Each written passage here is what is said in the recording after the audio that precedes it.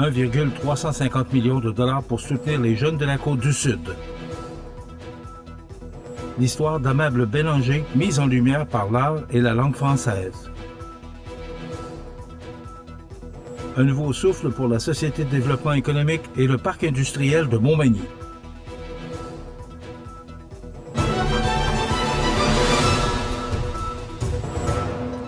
Jeudi 16 octobre 2025. Bonjour mesdames et messieurs, bienvenue à votre bulletin d'actualité sur le réseau de télévision CMA TV. Les jeunes de la Côte-du-Sud bénéficieront d'un important coup de pouce puisqu'une somme de 1 354 500 $ sera investie dans la MRC de Kamouraska, Lillet et Montmagny pour appuyer 3 organismes partenaires du programme Créneau Carrefour Jeunesse. L'annonce a été faite par le député de Côte-du-Sud, Mathieu Rivet, au nom du ministre responsable de la Jeunesse, Samuel Poulain. Ce soutien s'inscrit dans un investissement provincial total de 55,5 millions de dollars sur 3 ans, destiné à soutenir les Carrefours Jeunesse Emploi à travers le Québec. Le programme vise les jeunes de 15 à 35 ans et les accompagne dans leur transition vers la vie adulte, que ce soit par la persévérance scolaire, le développement personnel et professionnel, ou encore la participation à des projets de bénévolat, d'entrepreneuriat et de volontariat. Selon Mathieu Rivet, cet investissement représente bien plus qu'un simple appui financier. Offrir aux jeunes les moyens de croire en eux, de s'accomplir et de s'ancrer dans leur milieu, c'est investir dans notre avenir collectif. De son côté, le ministre Samuel Poulain a tenu à rappeler l'importance de ces initiatives dans le développement régional. Le créneau Carrefour Jeunesse joue un rôle clé dans le développement personnel et professionnel de nos jeunes qui contribuent à bâtir le Québec de demain. Le programme, mis sur pied en 2016, cible 4 enjeux majeurs dont le décrochage scolaire, les difficultés d'intégration socio-professionnelle, la faible participation citoyenne et le taux peu élevé de démarrage d'entreprise chez les jeunes adultes. Enfin, ce programme s'inscrit dans le plan d'action jeunesse 2025-2030, une stratégie provinciale visant à valoriser et outiller les jeunes dans toutes les sphères de leur vie, tout en favorisant leur ancrage dans leur région d'origine. À Montmagny, l'édifice Amable Bélanger, véritable témoin du passé manufacturier de la région, s'est récemment enrichi d'une touche artistique et linguistique grâce au projet Les Fous du français. En effet, l'artiste Chantal Jeanne Garand y a dévoilé 2 œuvres inspirées de l'histoire et de l'identité du lieu, unissant patrimoine, création contemporaine et mémoire collective. Avant la séance du Conseil des maires du 14 octobre dernier, le public a pu découvrir la première œuvre, une murale intitulée « Mémoire du passé, regard vers le futur », installée dans la salle à dîner du 2e étage. L'artiste y rend hommage à une entreprise qui a su se distinguer par son ingéniosité et la créativité de ses employés, ancrée dans un territoire riche, allant des montagnes jusqu'au fleuve Saint-Laurent. Elle y exprime un message de continuité et de fierté régionale. À l'extérieur, sur les bancs situés devant l'édifice, Chantal Jeanne Garand a également présenté Éléments et mécanismes, 2 créations évoquant les célèbres poêles Bélanger.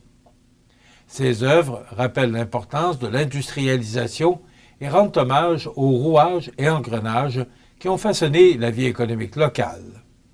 Elle dialogue avec Le mur qui parle, le mur qui écoute, l'œuvre emblématique de Pierre Bourgault, déjà présente sur le bâtiment. Porté par la MRC de Montmagny, ce projet d'art public, qui unit culture et langue française, a bénéficié du soutien de l'Union des municipalités du Québec, l'UMQ, du gouvernement du Québec dans le cadre de l'entente de développement culturel, ainsi que du député de Côte-du-Sud, Mathieu Rivet. Un nouveau souffle pour la SDE et le parc industriel de Montmagny. Tous les détails après la pause. Le restaurant Pizzeria Porto Bellissimo, un incontournable à Saint-Jean-Port-Joli. Pizza débordante de garniture, menu varié et abordable. Délicieux dessert avec des produits de grande qualité des gâteries de l'Ami. Porto Bellissimo et les gâteries de l'Ami, route de l'église à Saint-Jean-Port-Joli. Animalerie Montmagny, on aime vos félins, parfois taquins. Oui, vos chiens, même les coquins. Vos oiseaux qui chantent en duo, c'est pour l'amour des animaux. Animalerie Montmagny, pour l'amour des animaux. En 1833, un jeune de 20 ans eut une idée. Une petite idée qui allait devenir un grand projet. Aujourd'hui, le rêve d'Ozanam est devenu réalité. Au Québec, depuis 1848, la Société de Saint-Vincent-de-Paul est là pour aider lors des pires catastrophes. Et c'est au quotidien qu'elle fait toute la différence, en donnant nourriture, meubles et vêtements à ceux qui en ont vraiment besoin. Depuis 165 ans.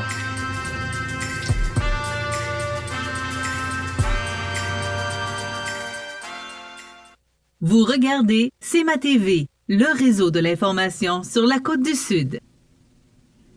Le conseiller sortant et candidat dans le district 1 de Montmagny, Marc Lefrançois, dresse un premier bilan d'étape de ses engagements électoraux. En effet, dans un communiqué publié mercredi, M. Lefrançois souligne la concrétisation de 2 projets annoncés au cours de son mandat qui visent à soutenir le développement économique local. Le premier concerne la réorganisation de la Société de développement économique de Montmagny, SDE, qui s'accompagne de l'embauche de Mme Annie Baudette comme démarcheuse économique. Reconnue pour sa connaissance du milieu des affaires, Mme Baudette aura, pour mandat, d'accompagner les entreprises du territoire, de cerner leurs besoins et de favoriser l'émergence de nouveaux projets. Le second dossier touche la création d'un nouveau parc industriel, rendu possible grâce à l'approbation d'une demande d'exclusion de zonage agricole. L'entreprise Maison Laprise y installera ses installations dédiées à la construction de multilogements modulaires. Ces 2 initiatives marquent des avancées concrètes pour le développement économique de Montmagny, alors que la campagne municipale se poursuit et que les candidats multiplient les bilans de leur travail au cours des dernières années. La candidate à la préfecture de la MRC de Kamouraska, Nancy Dubé, amorce la présentation de son programme électoral en dévoilant une première série de priorités axées sur le développement durable, économique et territorial. Au cours des 3 prochaines semaines, elle compte détailler ses engagements et rappeler l'importance du rôle de préfète dans la visibilité et la vitalité de la MRC. Sous le thème de l'aménagement territorial, Mme Dubé souhaite soutenir la relance et la revitalisation des noyaux villageois, tout en favorisant la concertation entre les 15 municipalités. Elle met de l'avant la nécessité de projets respectueux de l'environnement, porteurs de retombées locales et structurants pour l'ensemble du Kamouraska. Forte de son expérience en développement économique, Nancy Dubé veut faire de la MRC un moteur d'innovation. Elle s'engage à diversifier l'économie régionale, à appuyer les entreprises locales par le mentorat et la formation, et à favoriser la relève entrepreneuriale. Elle rappelle que l'indice de vitalité économique du Kamouraska, établi à moins 3,8 en 2022, démontre un retard à combler. Pour y remédier, elle mise sur des investissements dans les secteurs clés, dont l'agroalimentaire, les technologies vertes, le tourisme durable et sur une meilleure connectivité numérique pour soutenir la croissance et l'innovation. Reconnaissant la richesse agricole du Kamouraska et ses 374 fermes actives, Mme Dubé place l'agriculture parmi ses priorités. Elle promet de poursuivre la mise en œuvre du plan de développement de la zone agricole, le PDZA, de soutenir le maillage entre producteurs et institutions locales et de promouvoir la transformation locale des produits. Elle souhaite aussi faciliter l'accès à la terre pour la relève agricole et encourager des pratiques agro-environnementales exemplaires dans la gestion des sols, des cours d'eau et des fertilisants.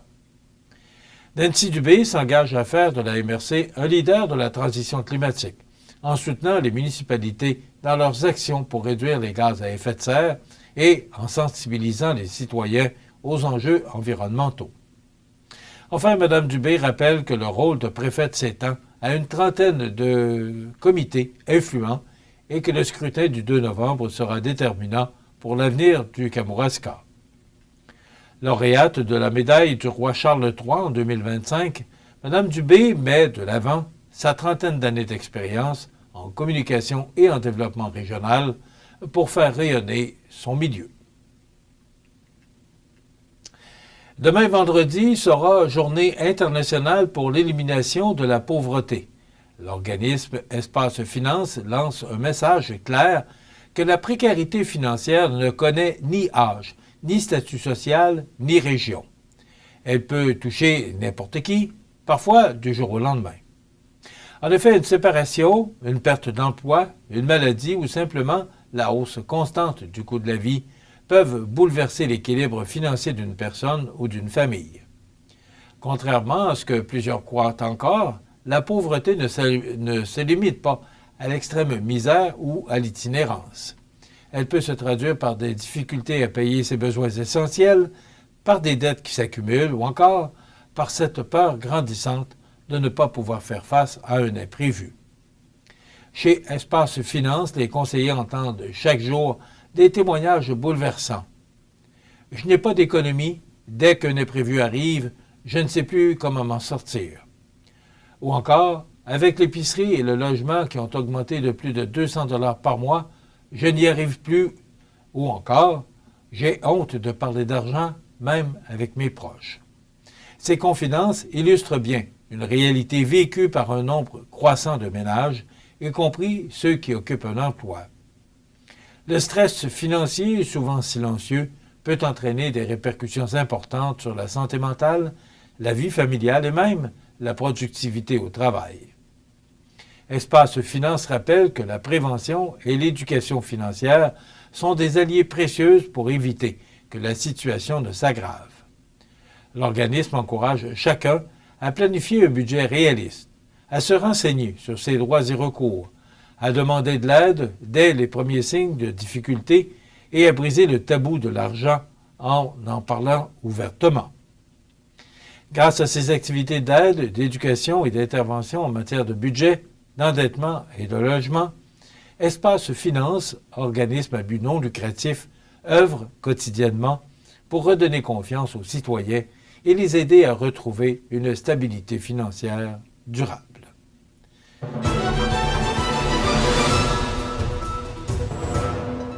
Au sport, samedi dernier, à l'Aréna de Montmagny, les amateurs de la Ligue de hockey olympique ont eu droit à tout un spectacle lors d'un programme double riche en rebondissements.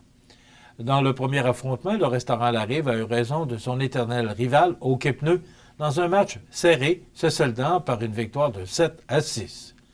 Les marqueurs du restaurant La Rive ont été Thomas Gay, Étienne Poirier, Charles Lamonde, Olivier Chouinard, Jasmin Aymon, Yannick Picard et Jérôme Bernier. Du côté d'Hockey-Pneus, Mike Chouinard a marqué 2 fois, tandis que Jonathan Chouinard, Jérôme Fournier, Simon Gamache et Tristan Letourneau-Pelletier ont également touché la cible. Le second duel opposant le Pavage Jéricho au groupe MG a été à sens unique. Le groupe MG l'a emporté aisément 7-3 grâce à une performance collective dominante. Mathieu Martin a marqué 2 fois, rejoint par Tristan Caron, Félix Saint-Pierre, Christian Bouffard, François Lavoie et Francis Blais. Pour le Pavage Jéricho, Tommy Jalbert a inscrit 2 buts et Frédéric Gérard Chassé un 3e. Les honneurs individuels de la semaine reviennent à Félix Saint-Pierre, joueur offensif au Boucherie Saint-Mathieu, et à Francis Blais, joueur défensif au Coin du Monde. Le prochain rendez-vous est fixé à ce samedi 18 octobre, alors que le groupe MG affrontera le restaurant La Rive et le Hockey-Pneus croisera le fer avec Armoire Mathurin. Voilà ce qui complète votre bulletin d'actualité de ce jeudi 16 octobre. Dans un moment, les prévisions de la météo. Et le menu de cette émission du 16 octobre, dans un moment, on reçoit le 3e candidat à la mairie de Berthier-sur-Mer, M. Martin Gaudreault.